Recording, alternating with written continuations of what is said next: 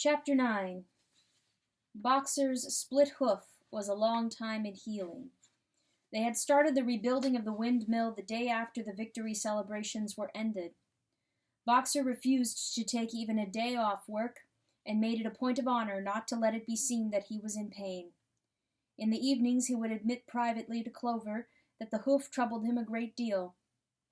Clover treated the hoof with poultices of herbs which she prepared by chewing them, and both she and Benjamin urged Boxer to work less hard.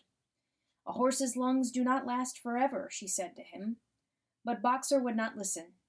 He had, he said, only one real ambition left, to see the windmill well under way before he reached the age for retirement. At the beginning, when the laws of Animal Farm were first formulated, the retiring age had been fixed for horses and pigs at 12, for cows at 14, for dogs at 9, for sheep at 7, and for hens and geese at 5. Liberal old age pensions had been agreed upon. As yet no animal had actually retired on pension, but of late the subject had been discussed more and more. Now that the small field beyond the orchard had been set aside for barley, it was rumored that a corner of the large pasture was to be fenced off and turned into a grazing ground for superannuated animals. For a horse, it was said, the pension would be 5 pounds of corn a day, and in winter 15 pounds of hay, with a carrot or possibly an apple on public holidays. Boxer's 12th birthday was due in the late summer of the following year. Meanwhile, life was hard. The winter was as cold as the last one had been, and food was even shorter. Once again all rations were reduced, except those of the pigs and the dogs. A too rigid equality in rations, Squealer explained, would have been contrary to the principles of animalism. In any case, he had no difficulty in proving to the other animals that they were not in reality short of food, whatever the appearances might be. For the time being, certainly, it had been found necessary to make a readjustment of rations. Squealer always spoke of it as a readjustment, never as a reduction. But in comparison with the days of Jones, the improvement was enormous. Reading out the figures in a shrill, rapid voice, he proved to them in detail that they had more oats, more hay, more turnips than they had had in Jones's day, that they worked shorter hours, that their drinking water was of better quality, that they lived longer, that a larger proportion of their young ones survived infancy, and that they had more straw in their stalls and suffered less from fleas. The animals believed every word of it. Truth to tell, Jones and all he stood for had almost faded out of their memories. They knew that life nowadays was harsh and bare, that they were often hungry and often cold, and that they were usually working when they were not asleep. But doubtless it had been worse in the old days. They were glad to believe so. Besides, in those days they had been slaves, and now they were free, and that made all the difference, as Squealer did not fail to point out. There were many more mouths to feed now. In the autumn, the 4 sows had all littered, about simultaneously, producing 31 young pigs between them. The young pigs were piebald, and as Napoleon was the only boar on the farm, it was possible to guess at their parentage. It was announced that later, when bricks and timber had been purchased, a schoolroom would be built in the farmhouse garden. For the time being, the young pigs were given their instruction by Napoleon himself in the farmhouse kitchen. They took their exercise in the garden, and were discouraged from playing with the other young animals. About this time, too, it was laid down as a rule that when a pig and any other animal met on the path, the other animal must stand aside, and also that all pigs, of whatever degree, were to have the privilege of wearing green ribbons on their tails on Sundays. The farm had had a fairly successful year, but was still short of money. There were the bricks, sand, and lime for the schoolroom to be purchased, and it would also be necessary to begin saving up again for the machinery for the windmill. Then there were lamp oils and candles for the house, sugar for Napoleon's own table. He forbade this to the other pigs on the grounds that it made them fat. And all the usual replacements, such as tools, nails, string, coal, wire, scrap iron, and dog biscuits. A stump of hay and part of the potato crop were sold off, and the contract for eggs was increased to 600 a week, so that year the hens barely hatched enough chicks to keep their numbers at the same level. Rations, reduced in December, were reduced again in February, and lanterns in the stalls were forbidden to save oil. But the pigs seemed comfortable enough, and in fact were putting on weight, if anything. One afternoon, in late February, a warm, rich, appetizing scent, such as the animals had never smelt before, wafted itself across the yard from the little brew house, which had been disused in Jones's time, and which stood beyond the kitchen. Someone said it was the smell of cooking barley. The animals sniffed the air hungrily and wondered whether a warm mash was being prepared for their supper. But no warm mash appeared, and on the following Sunday it was announced that from now onwards all barley would be reserved for the pigs. The field beyond the orchard had already been sown with barley, and the news soon leaked out that every pig was now receiving a ration of a pint of beer daily, with half a gallon for Napoleon himself, which was always served to him in the Crown Derby soup tureen. But if there were hardships to be borne, they were partly offset by the fact that life nowadays had a greater dignity than it had had before. There were more songs, more speeches, more processions. Napoleon had commanded that once a week there should be held something called a spontaneous demonstration, the object of which was to celebrate the struggles and triumphs of Animal Farm. At the appointed time, the animals would leave their work and march round the precincts of the farm in military formation, with the pigs leading, then the horses, then the cows, then the sheep, and then the poultry. The dogs flanked the procession, and at the head of all marched Napoleon's black cockerel. Boxer and Clover always carried between them a green banner, marked with the hoof and the horn and the caption, "Long live Comrade Napoleon." Afterwards, there were recitations of poems composed in Napoleon's honor, and a speech by Squealer giving particulars of the latest increases in the production of foodstuffs, and on occasion a shot was fired from the gun. The sheep were the greatest devotees of the spontaneous demonstration, and if anyone complained, as a few animals sometimes did when no pigs or dogs were near, that they wasted time and meant a lot of standing about in the cold, the sheep were sure to silence him with a tremendous bleating of 4 legs good, 2 legs bad. But by and large, the animals enjoyed these celebrations. They found it comforting to be reminded that, after all, they were truly their own masters, and that the work they did was for their own benefit. So that, what with the songs, the processions, Squealer's list of figures, the thunder of the gun, the crowing of the cockerel, and the fluttering of the flag, they were able to forget that their bellies were empty, at least part of the time. In April, Animal Farm was proclaimed a republic, and it became necessary to elect a president. There was only one candidate, Napoleon, who was elected unanimously. On the same day it was given out that fresh documents had been discovered, which revealed further details about Snowball's complicity with Jones. It now appeared that Snowball had not, as the animals had previously imagined, merely attempted to lose the battle of the cowshed by means of a stratagem, but had been openly fighting on Jones's side. In fact, it was he who had actually been the leader of the human forces, and had charged into battle with the words, "Long live humanity," on his lips. The wounds on Snowball's back, which a few of the animals still remembered to have seen, had been inflicted by Napoleon's teeth. In the middle of the summer, Moses the Raven suddenly reappeared on the farm, after an absence of several years. He was quite unchanged, still did no work, and talked in the same strain as ever about Sugar Candy Mountain. He would perch on a stump, flap his black wings, and talk by the hour to anyone who would listen. "Up there, comrades," he would say solemnly, pointing to the sky with his large beak. "Up there, just on the other side of that dark cloud that you can see, there it lies, Sugar Candy Mountain, that happy country where we poor animals shall rest forever from our labors." He even claimed to have been there on one of his higher flights, and to have seen the everlasting fields of clover, and the linseed cakes and lump sugar growing on the hedges. Many of the animals believed him. Their lives now, they reasoned, were hungry and laborious. Was it not right and just that a better world should exist somewhere else? A thing that was difficult to determine was the attitude of the pigs toward Moses. They all declared contemptuously that his stories about Sugar Candy Mountain were lies, and yet they allowed him to remain on the farm, not working, with an allowance of a gill of beer a day. After his hoof had healed up, Boxer worked harder than ever. Indeed, all the animals worked like slaves that year. Apart from the regular work of the farm and the rebuilding of the windmill, there was the schoolhouse for the young pigs, which was started in March. Sometimes the long hours on insufficient food were hard to bear, but Boxer never faltered.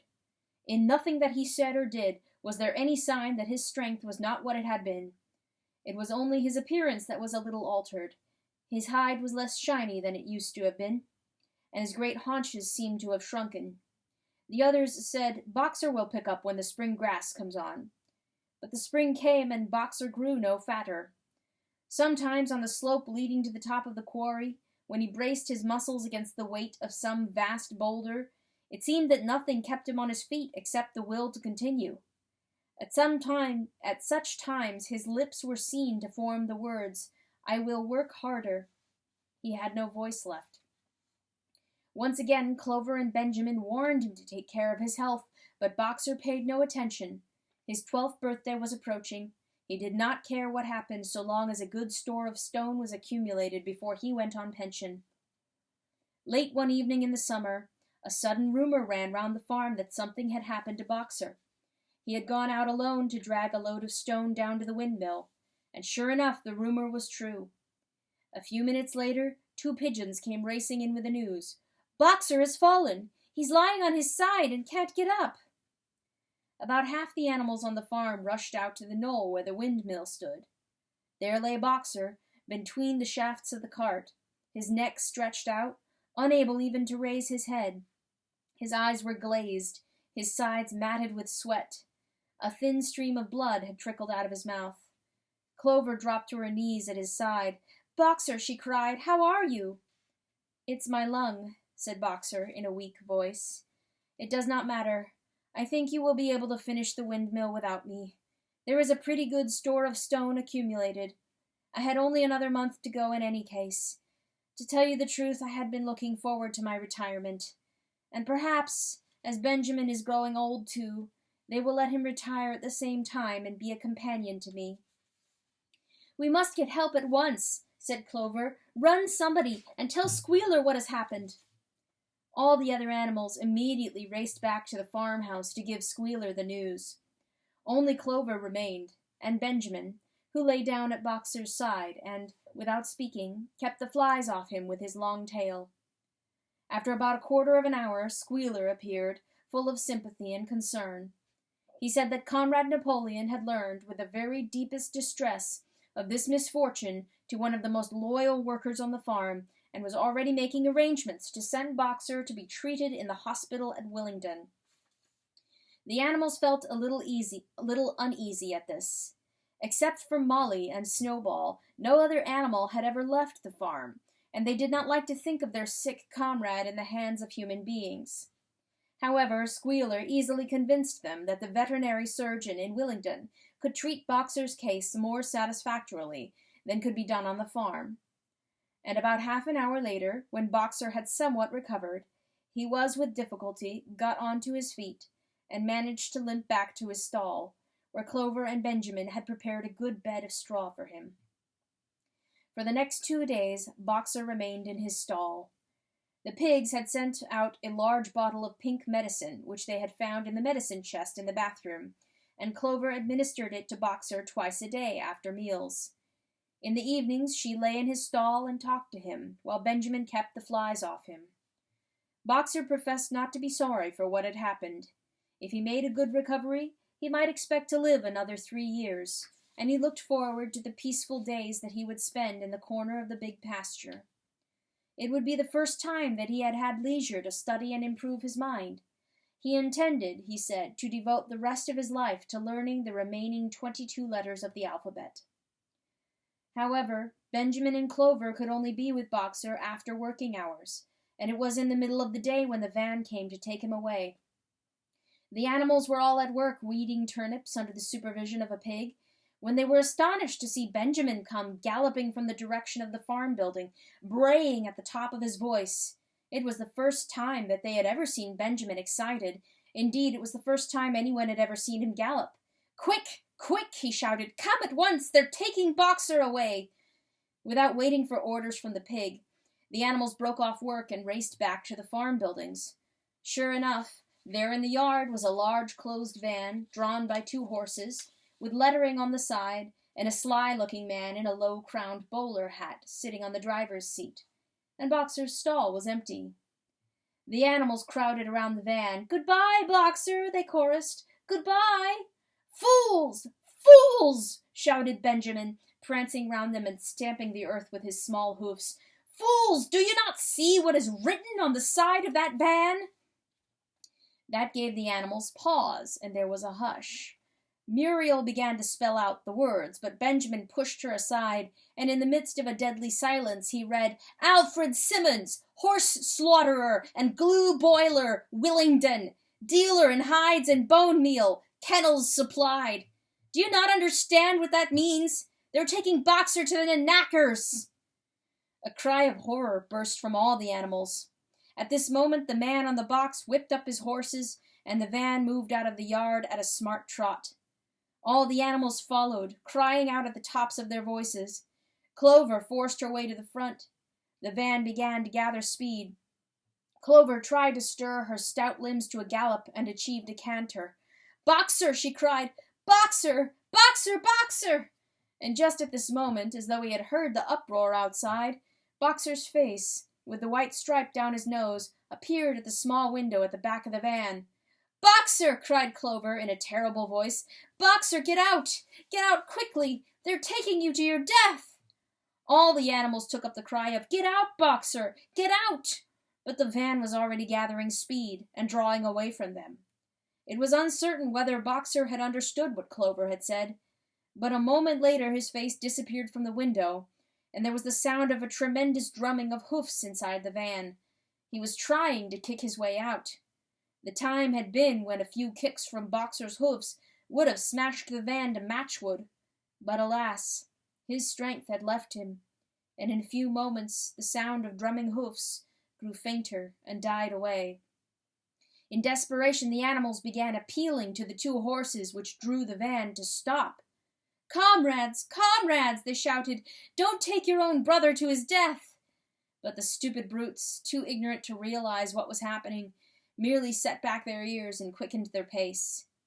Boxer's face did not reappear at the window. Too late, someone thought of racing ahead and shutting the 5-barred gate, but in another moment the van was through it and rapidly disappearing down the road. Boxer was never seen again. 3 days later, it was announced that he had died in the hospital at Willingdon, in spite of receiving every attention a horse could have. Squealer came to announce the news to the others. He had, he said, been present during Boxer's last hours. "It was the most affecting sight I have ever seen," said Squealer, lifting his trotter and wiping away a tear. "I was at his bedside at the very last, and at the end, almost too weak to speak, he whispered in my ear that his sole sorrow was to have passed on before the windmill was finished.